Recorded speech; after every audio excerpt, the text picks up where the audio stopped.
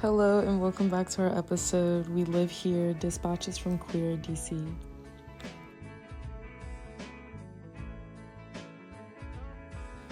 The first question that we asked our interviewees are, what do they identify as?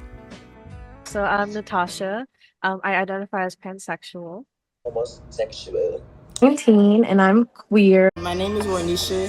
I identify as a lesbian black woman.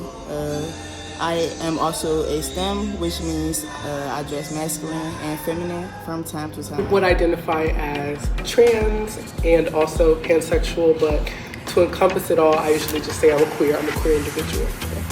I'm falling as being a lesbian. Lesbian, At the end okay. of the day, I know that I'm still a female. Men and women, so I guess in a box that would be called bisexual. I identify myself as bisexual. We then asked, what role does empathy play through effective communication in media? Here were our answers. Sure. So that is a very good question. I always think that empathy is such a big skill that a lot of people, it's perfected and developed over time. That's something that makes people in the LGBTQ feel like heard, feel wanted, because usually people don't feel that way. Especially, I feel like it's usually the gay males that's not really appreciated. I feel like women go through that too, but just not as much as the male. Okay. We asked if the LGBTQ plus community still has an active role in politics. No, not really. It's not really heard about enough or talked about enough. I mean, usually when you see stuff about people in the LGBT community, it's something negative or something about, them passing away or something like that. So. Oh, for sure. I feel like anything that's like human becomes political, and especially when it comes to LGBTQ community, especially with this, this current political climate, it is a big center point. Even though I feel like it feels like I want it to be something of progress. I wish that, people who are LGBTQ, especially those who are in like the non-binary trans community, would stop being villainized.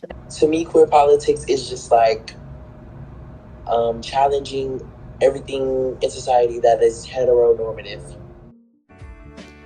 Our next follow-up question leading from the last question was, how do they value this? I feel like that should be the number one thing that you value. I mean, especially, if you don't have pride in yourself, you're not going to have pride in anything. So I feel like when you feel a certain type of way, it's good to show it and not hide how you feel from the world. We then asked the people we interviewed, what does the letters LGBTQ plus mean to them? What can you tell me those letters mean to you? LGBTQ, lesbian, bisexual, trans. Basically, the things that, especially gay people who were affected by the HIV epidemic in the 80s, we're so thankful for the lesbian nurses and those who have like taken care of them, that they've like raised the L to the beginning. So that's why it's called LGBTQ. And that really warms my heart up. What do you think the value of pride is? I think pride has a lot of value.